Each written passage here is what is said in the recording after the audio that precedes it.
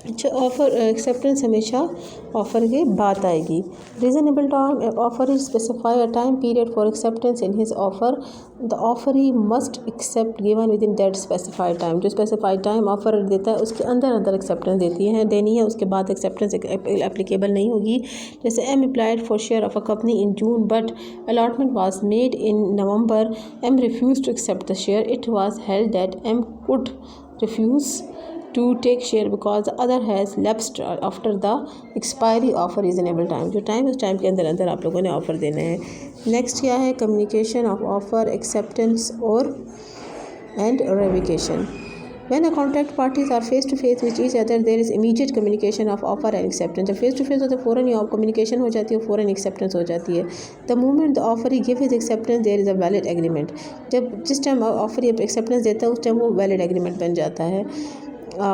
When the parties are at a distance from each other, the services of post office are utilized to enter into a contract। In this case, the following rule applies। लेकिन अगर party दूर होती हैं फिर हम post office का use करते हैं। फिर क्या कंडीशंस होती है एक्सेप्टेंस की? First, communication of offer.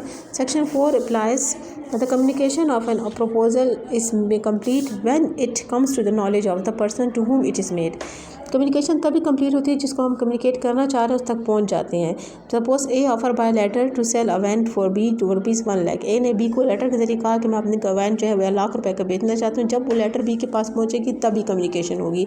अगर 8 मार्च को पहुँचे तो कम्युनिकेशन 8 मार्च को होगी, उससे पहले ये कंप्लीट नहीं है। X send a letter to Y. और अगर इसी तरह वो लेटर भेजता है, वो लेटर कभी भी नहीं पहुँचा तो इसका मतलब है किसी किस्म की कोई ऑफ़र उसको नहीं की गई। ऑफ़र उसी वक्त होती है जब कम्युनिकेशन उस तक पहुँच जाती है। कम्युनिकेशन ऑफ एक्सेप्टेंस कब होती है?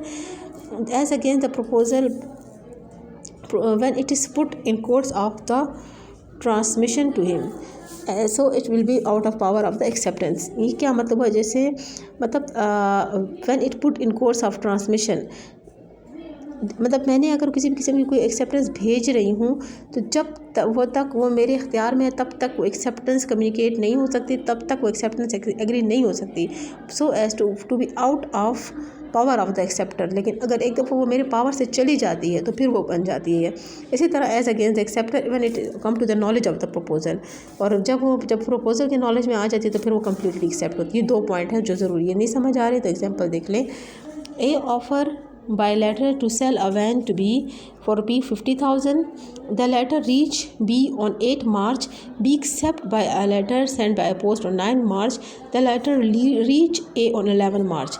अब A जो है वो लेटर के ज़रिए भेज रहा है कि मैं वैन को भेजना चाह रहा हूँ 50,000 की। लेटर कब पहुँचा है? बी के पास 8 को, और बी ने 9 को भेज दिए तो बी की तरफ से 9 को वो लेटर एक्सेप्ट हो गया है, और ए को 11 मार्च को पहुंचा है तो ए की तरफ से 11 को एक्सेप्ट हो रहा है। तो as against the proposal when it is put in the course of transmission to him. A की तरफ से तब जब उसने भेज दिया, so as to be out of power of the acceptor. अब मेरी पावर में नहीं रहा, मेरे से लेटर चला गया तो मेरी तरफ से एक्सेप्टेड है। और अगेंस्ट एक्सेप्टर दूसरा बंदा जो है when it come to the knowledge of the proposal, जब प्रपोजल के नॉलेज में आ जाएगा तब वो एक्सेप्टेड होगा। कम्युनिकेशन ऑफ रेवोकेशन कब होता है? There will be revocation of offer and acceptance the communication of revocation is completed. कब रेवोकेशन कंप्लीट होगा?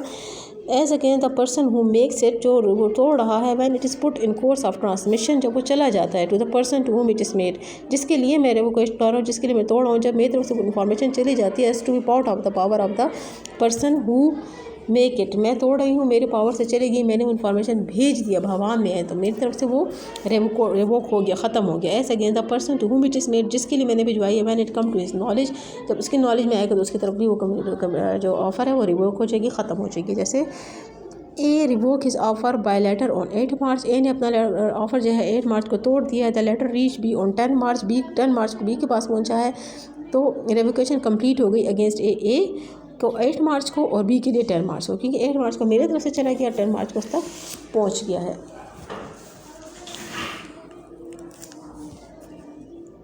यहाँ तक हमारा ये चैप्टर नंबर 3 का। Thank you.